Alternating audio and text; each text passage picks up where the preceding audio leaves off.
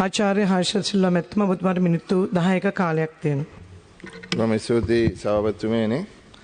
අද මේ ඉදිරිපත් කරලා තියෙන ඒ බදු සංශෝධන පනත් සහ ඉන්ටෙලෙක්චුවල් ප්‍රොපර්ටි පනත සම්බන්ධයෙන් කතා කරනකොට රජය වෙනුවෙන් අදහස් දක්වපු ගරු ඇමතුමන්ලා ඉදිරිපත් කරපු තර්ක කිහිපයක් පිළිබඳව පිළිතුරු දෙන්න කැමති. අපි දැක්කා නිවාඩ් කබ්‍රල් ඇමතුමා කියනවා සමහරු කෑකෝ ගහනවා කියලා රට ඉදිරියට යනකොට. නමුත් මේ ඒගොල්ලෝ අවශ්‍ය ආකාරයට විද්‍යාත්මක ක්‍රමයකට මේ රට දියුණු කරන්න උත්සාහ ගන්නවා කියලා. අපි අහන්න කැමති මොකද්ද මේ විද්‍යාත්මක ක්‍රමය? මේ විද්‍යාත්මක ක්‍රමය අනුව තීරණ අරගෙන වැඩ කරනවා නම් කොහොමද මං කැමති මේ සතියේ මහා බැංකුව විසින් ඉදිරිපත් කරලා තියෙන ඒ සතියේ ආර්ථික තත්ත්වය පිළිබඳව කතා කරන්න. මේ විද්‍යාත්මක ක්‍රමයට කරනවා නම් අවුරුද්දකට කලින් මේ හාල් කිලෝ එක තිබිලා තියෙන රුපියල් 96යි. හැබැයි අද හාල් කිලෝ එක රුපියල් 128යි 725යි පිටකොටුවේ මාකට් එකේ. මේ විද්‍යාත්මක ක්‍රමය. ඊළඟට සම්බා කිලෝ එක දඹුල්ල මාකට් එකේ රුපියල් 134යි 725යි.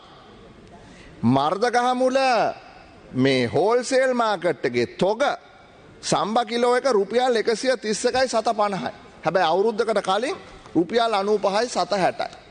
මම අහන්නේ අවසානයේදී රජය බලාපොරොත්තු වෙන්නේ 69 ලක්ෂයක් ඡන්දෙ දීපු ජනතාවට සහ ඡන්දෙ නොදීපු ජනතාවට සෙතක් යහපතක් කරන්නනේ. ඒකටනේ මේ විද්‍යාත්මක එහෙම කට්ටිය ගෙනල්ලා මේ තාක්ෂණික ක්‍රම හඳුනලා දීලා මේ විද්‍යාත්මක කරනවා කියලා කබ්‍රාල් මහත්තයා කියන්නේ. එහෙම කරනවා නම් කරුණාකරලා ඔය ආණ්ඩුවේ පැත්තේ ඉන්න කෙනෙක් මට කියන්න. ගිය පාර අපේ ලසන්ත ඇමතුමාත් හොඳටම දන්නවා. ගිය පාර යලකන්නේ මහකන්නේ මෙට්‍රික් ටොන් මං හිතන්නේ මිලියන 5කට කිට්ටු වෙන්න තිබුණා. හැබැයි එතකොට නෑ ඔබගේ වෙලාවේ කතා කරන්න මම ඔබතුමා ලස්සන්තලගෙන කීයද අද කීයද? ඒකයි ප්‍රශ්නේ. සහල් මිල වැඩි ගොවියන්ට 38ක් ගෙවුවාද ගොවියන්ට 50ක් ගෙවනවා. හරි හරි. එතකොට එහෙමනම් ඇයි කිව්වේ රුපියල් 93ට දෙනවා කියලා? ඕගොල්ලොන්ට දෙන්න බැරි නම් වී ගොවියට යම්කිසි මිලක් වැඩි වෙච්ච බව අපි පිළිගන්නවා. එහෙමනම් මේ සයන්ටිෆිකලි කරනවා නම් දැනගන්න එපයි මේකේ සමීක්ෂණයක් තියෙනවා කියලා. එක පැත්තකින් ගොවි මහත්තයාට වැඩිපුර දෙනවා නම් පාරිභෝගිකයාට කොහොමද අඩු කරන්නේ? හරි. එතකොට 96ට තිබිච්ච එක කොහොමද 130ට ගියේ? එතකොට හාල් කිලෝ එක මිල ඒ කියන්නේ මෙතන රුපියල් 35ක් වැඩි වෙලානේ. 35ක් වැඩි වෙලානේ මේ සිල්ලර මිල. අපි කියමු මේක 1.6න් බෙදන්න. එතකොට දෙකෙන් බෙදුවත් කීයද? රුපියල් 17යි ගන්නන්නේ. රුපියල් 17යි රුපියල් 20ක් වැඩි වෙලා නැහැනේ වී කිලෝ එක. ඉතින් මම මේ කියන්නේ ඔබතුමාගේ මේ තාක්ෂණික සයන්ටිෆික් එක වැඩ කරන්නේ නැහැ. මේක හිර වෙලා. ඉතින් මේ එක උදාහරණයක් විතරයි. දැන් මේ අද බදු මේ අය කරන එක අඩු කරන්න ස්ට්‍රැටජික් ඩෙවලොප්මන්ට් එක ගැන කතා කරනවා, පෝර්ට් සිටි එක ගැන කතා කරනවා. අපි ඒකට විරුද්ධ නැහැ. අපේ කාලේ මම තමයි හිටියේ සභාපති හැටියට ස්ටියරින් කමිටි එකේ. And I would like to mention here that we had already prepared the draft Colombo Port City Act. It is there. I read in the newspapers that the law for the Colombo Port City Commission is going to be brought to this house very soon, which is good. And it is exactly the same that I, as the chairman of the steering committee, has proposed. Maybe you all made some changes along the way. That's all right. But what I'm saying is it is a continuation of a process. And I must admit that just because governments change, policies that we have taken for a longer period of time need not change. So therefore, I'm sure I don't need to table this. This is the act about setting up the Port City Commission, about setting up the business enterprises, and what kind of laws should be they should be willing to have to work. හර්ෂයමතුමා දැන් ඔබතුමා කිව්වර port සිටියේ කන්සෙෂන් එකේ tax එක ඔබතුමා හදපු එකක් කියලා. චම්පික රණවක ඇමතුමා කිව්වා මේ බදු සහන දෙන්නේ කෝටිපතියන් පිනවන්න කියලා. ඒ කියන්නේ ඔබතුමා කෝටිපතියන් පිනවන්න හදපු බද්දක්ද මේ අද දීලා තියෙන්නේ? නෑ මෙහෙමයි. මේකේ තියෙන්නේ ඔබතුමා මං කියපු දේ තේරුම් ගත්තේ නෑ. මම කතා කරේ පෝර්ට් සිටි ඇක්ට් එක ගැන. හරි එතකොට බදු සහන කියන එකයි පෝර්ට් සිටි ඇක්ට් එකයි කියන එකයි දෙක. ගරු මන්ත්‍රීතුමා බදු සහන දෙන්නේ මේ මුදල් අමාත්‍යාංශයෙන්. මේ පාර්ලිමේන්තුවේ කරන්නේ නීතිය සම්පාදනය කරන එක. ඒතකොට මේක තමයි නීතිය.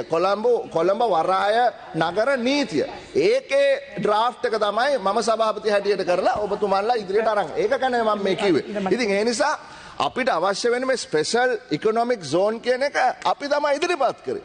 හරි ඒ ක්‍රෙඩිට් එක දෙන්න.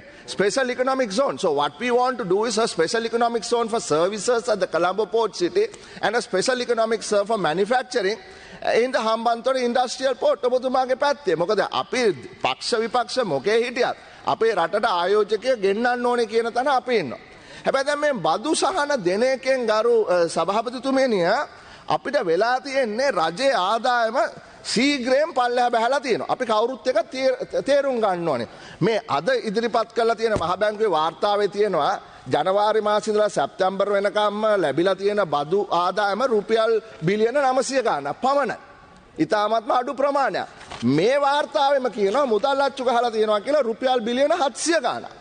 හරි එතකොට මේවා මේ අද වාර්තාවෙන් ඉදිරිපත් කරන්න. එතකොට ලැබිච්ච බදු ආදායම් ප්‍රමාණයට සමාන වගේ ප්‍රමාණයක් මුදල් අච්චු ගහලා තියෙනවා. සිංගප්පූරුවේ හිටිය පළවෙනි මුදල් ඇමතිවරයා ස්වී ඔහු කිව්වා මුදල් අච්චු ගහලා රටක් සංවර්ධනය කරන්න පුළුවන් කියලා කවුරු හරි හිතනවා නම් ඒක මිත්‍යාවක් මිරිඟුවක්. මුදල් අච්චු ගහලා සල්ලි මේ රටවල් සංවර්ධනය කරන්න බෑ. රටවල් සංවර්ධනය කරන්න පුළුවන් මහන්සි වෙලා වැඩ කරලා හරි තීරණ අරන් තාක්ෂණික සහ විද්‍යාත්මක තීරණ වලට අනුව කරොතින් තමයි රටක් සංවර්ධනය කරන්න පුළුවන්. ඉතින් ඔබතුමන්ට මිනිත්තු දෙකක කාලයක් තියෙනවා. මිනිත්තු දෙකක කාලයක්. Nivard yes. Yeah, give me 2 Ajith Nivard කපාලමැතිතුමා. Yes please. Just to mention to you that during the time of the Yahapalanaya, every month there was excess money printed. Right. Thank you. From February 2015. කමාන එච්චරයි කාලෙ දෙන්නේ. Right? මෙතන තේරුම් ගන්න දෙයක් තියෙනවා නිවාඩ් කබ්‍රාල් ගරු ඇමතුමා. සල්ලි අච්චු ගහනවා කියන එකේ සීමාවක් තියෙනවා. ලැබෙන බදු ප්‍රමාණයට සමාන බදු ප්‍රමාණයකට මොකද්ද මේ සමාන බදු ප්‍රමාණයකට මුදල් අච්චු ගහන්න බෑ. ඔබතුමාගේ මේ මිත්‍යාව මේක මිත්‍යාව. ඒක ඔබතුමා පිළිගන්නවද මම අහන්නේ. monetary modern monetary theory. Madam he can I'm not මම මේ තරකයක් නෙමෙයි කරන්නේ. I am not මේ බොහොම සත්භාවයෙන් ඔබගෙන් අහනවා ඔබතුමාගෙන් අහනවා ඒ තර්කයේ ඔබතුමන්ලාගේ කාලයේදී පෙබ්‍රුවාරි 2015 සිට නොවැම්බර් 2019 දක්වාම හැම මාසෙකම ඔබතුමන්ලා සල්ලි අච්චු ගැහුවා නේද කියන එක පිළිගන්නවද කියලා ඉතරයි මම අහන්නේ. ගරු සභාපතිතුමනි මූල්‍ය ආර්ථික විද්‍යාව පිළිබඳව මම විශ්වවිද්‍යාලයේ උගන්වලා තියෙනවා. I understand monetary economics just like you understand. You are the governor of the central bank. I appreciate that. So you and I both know, right? You and I both know MV equals PQ. Right? So if the velocity stays the same and the output is also staying the same, in this case the output is coming down. If you increase the money available, what happens is the price goes up. This is a simple equation of monetary theory. Right? ඒ කියන්නේ මෙහෙමනේ මම පොඩි උදාහරණයක් දෙන්නම්. අපේ රටේ අපි හිතමු තියෙන්නේ පොල් ගෙඩි විතරයි කියලා. පොල් ගෙඩි ප්‍රමාණය වැඩි වුණොත් විතරයි ඇත්ත වශයෙන්ම මිනිස්සුන්ට ඒ දැනෙන ආර්ථික වර්ධනය ලැබෙන්නේ. නැතුව සල්ලි කොච්චර වැඩි වුණත් පොල් ගෙඩි වැඩි වෙන්නේ නැත්නම් ඒකේ ආර්ථික වර්ධනයක් මූර්ත වශයෙන් ලැබෙන්නේ නැහැ. සල්ලි වැඩි වුණොත් වෙන්නේ පොල් ගෙඩි වලට වඩා පොල් ගෙඩියේ මිල වැඩි වෙන එක විතරයි.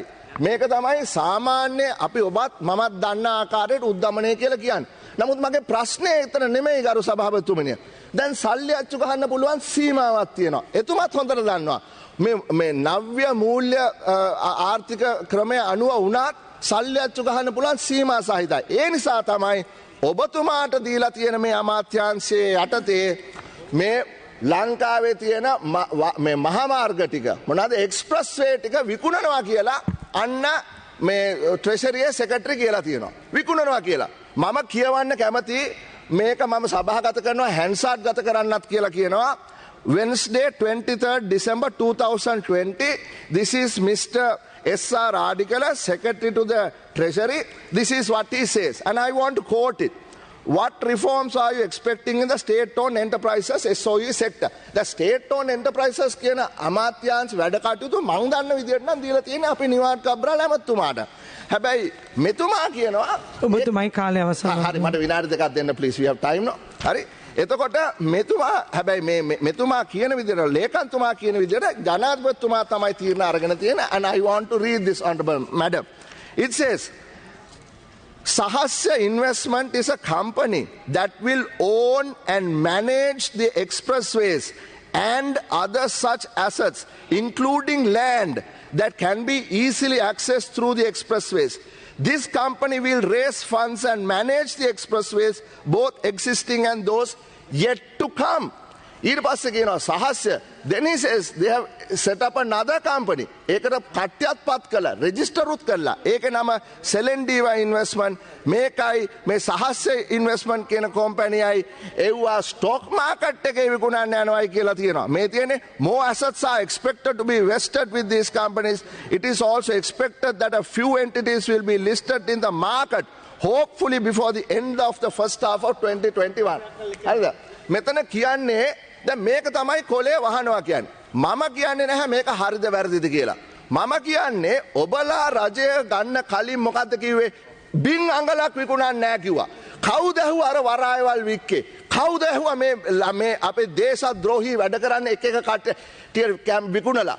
ඊයේ මහින්ද රාජපක්ෂ අගමැතිවරයා මෙතන ඇවිල්ලා කිව්වා කිසි කෙනෙක්ට විකුණන්නේ නැහැ කිසිම දෙයක් කියලා. එහෙමනම් මම අහන්න කැමතියි මේ රජයේ ඇමතිවරු ඔක්කොම මෙතන ඉන්නවා. එහෙමනම් ඕගොල්ලෝ කියන්න නැගිටලා SR ආටිකල මේ ලේකම් මුදල් අමාත්‍යාංශයේ කියලා තියෙන්නේ බොරු කියලා. මේකේ කියනවා එතුමාගේ වචන වලින්ම කියනවා ලංකාවේ හරි 1 minute and I'll stop. Expressway දැන් තියෙනවයි හදන්න තියෙනවයි සම්පූර්ණ අයිතිය සහ ඒවා වටේට තියෙන ඉඩම් වල අයිතිය මේ සමාගමට ගන්න යනවා කියලා. ඊට පස්සේ ඒ සමාගමට පුළුවන් කියලා ෂෙයාර්හෝල්ඩර්ස්ලා වැඩි කරන්න. ෂෙයාර්හෝල්ඩර්ස්ලා කොහොමද වැඩි කරන්නේ?